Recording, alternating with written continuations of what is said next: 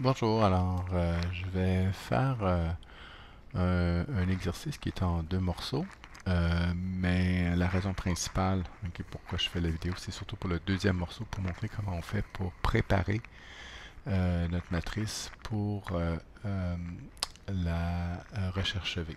Ok. Donc, la première étape, ça va être de mettre le nombre de jours depuis la facturation. Et puis une fois qu'on va voir ça, on va vouloir mettre un code. OK, donc on va mettre 029 30 59 60 89 90 119. Donc on va vouloir mettre ce code-là dans la colonne ici, puis on va utiliser la recherche V, OK, pour faire cette opération-là. Alors on va commencer pour le nombre de jours depuis la facturation. Donc ici on a la date de jour avec aujourd'hui. Donc on pourrait ici faire égal, prendre date d'aujourd'hui, moins la date de la facture.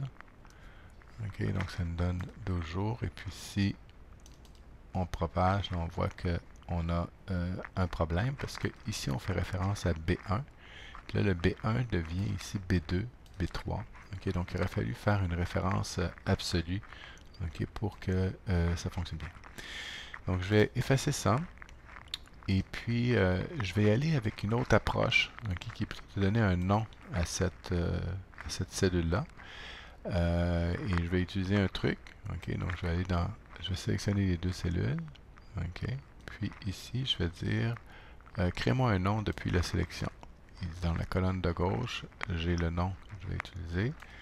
Donc là, j'ai mon nom qui est créé. Je vais aller le vérifier. On voit date du jour, $B$1. OK, donc tout ça, c'est beau. Donc là, je m'en vais ici. Je vais dire égal. Je prends ça, là, qui met date du jour, moins la date de la facture. OK. Bon, là, il y a un format qui va pas bien. OK, donc on va aller juste lui dire que c'est standard pour faire ça sous forme de date. Et je vais propager et j'ai mes valeurs qui sont mises ici. Donc ça, c'est une façon. Il y aurait moyen d'aller encore plus vite, OK, pour faire ça. Donc, juste rappeler. OK, on peut aller ici et puis sélectionner toute la plage, puis dire égal. Et puis là, on va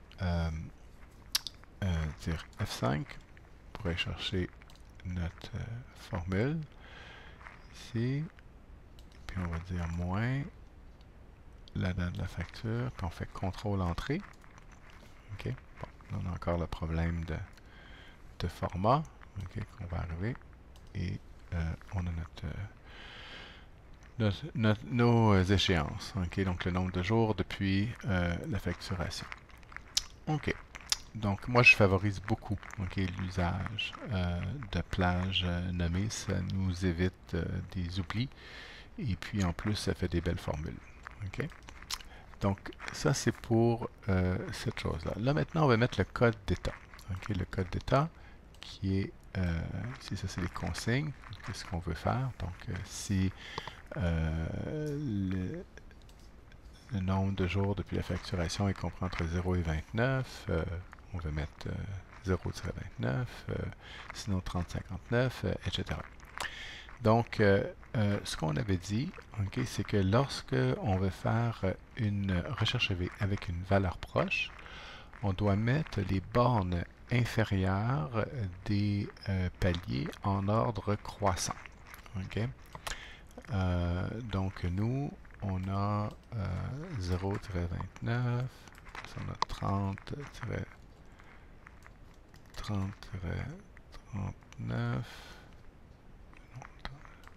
Je vais mettre un guide ici, là. OK. Je ne sais pas par cœur. 30, 59, 60, 89, 90, 119 et 120 plus. OK. Donc ça, c'est ce qu'on veut mettre. OK. Donc, mettons, on va dire l'étiquette. Et puis ici, on va mettre le seuil. OK. Et puis, donc on met les bornes inférieures des paliers en ordre croissant. Juste pour le fun ici, là. OK, ce que je vais faire, c'est que si c'est plus clair pour vous, vous pouvez le faire de cette façon-là aussi, mais c'est pas nécessaire. OK? Donc ici, je pourrais dire seuil min. Ici, je pourrais dire seuil max. OK? Donc ici, on a dit entre 0 et 29. Entre 30 et 59. Entre 60. Vous pouvez y aller comme ça. En fait, c'est pas tout à fait exact ici parce qu'il faut dire entre 0 et 30. OK? Entre 30 et 60. OK? Entre 60 et 90. Entre 90 et 119. 120, excusez. OK, puis ici on pourrait dire 120 et infini. Infini. Si vous voulez être clair. Donc vous pouvez faire ça si c'est plus clair, OK, pour vous. Mais c'est vraiment pas nécessaire, OK, de faire ça. Ce qu'on doit faire, c'est vraiment mettre les bornes inférieures des paliers en ordre croissant. Ça, c'est vraiment la recette. Donc, je vais l'enlever. Je vais y aller avec ce qui doit être fait minimalement. OK. Donc, j'ai défini ma matrice, puis éventuellement, je vais faire une recherche V, OK, sur ce qu'il y a ici. Alors, toujours, OK, favoriser de donner un nom, OK, à cette plage-là, parce qu'encore ici, on va avoir le même problème qu'ici. Si on ne fait pas une référence absolue, ça ne marchera pas.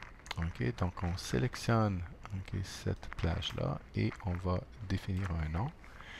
Il me propose déjà seuil, OK, ce qui est correct. Je vais peut-être mettre un petit S. OK, donc je vais mettre seuil et là je m'en vais ici et je dis égal recherche V. OK, je vais dans l'assistant. Alors, la valeur que je cherche, c'est le nombre de jours depuis la facturation. La table de la matrice, c'est ce qui est là. Vous pouvez faire F3 pour faire apparaître les choses, ou sinon, OK, vous allez le sélectionner. OK, donc il va mettre seuil. Après ça, la colonne, c'est dans la deuxième colonne. Et la valeur proche, on va dire vrai, ou on pourrait rien mettre parce que c'est la valeur par défaut pour la recherche V. Et là, on propage, OK, notre valeur. Là maintenant, pourquoi, OK, le 120 plus est en rouge avec tout jaune? Ben, en fait, c'est qu'il y avait une mise en forme conditionnelle qui a été mise, OK, sur cette colonne-là. On peut le montrer, cette chose-là, ici, en allant et en montrant les cellules qui ont des mises en forme conditionnelles. Donc, on voit qu'on a une mise en forme conditionnelle sur la colonne. Si on est curieux, on peut aller voir ce que c'était. Donc, on peut faire gérer les règles. Et si on va modifier la règle, on voit que la règle, c'est que si jamais c'est égal, le texte est égal à 120 plus, eh bien, on met OK, ce format-là. Donc, ça, c'était déjà là. Donc c'est pour ça qu'on a vu les choses apparaître de cette façon-là. En fait, là, on l'a mis sur toute la colonne. Fait que si ici je fais 120 plus, je vais l'avoir aussi mis comme ça. Donc j'aurais pu mettre la règle juste sur le restant, mais en tout cas, je voulais garder ça simple.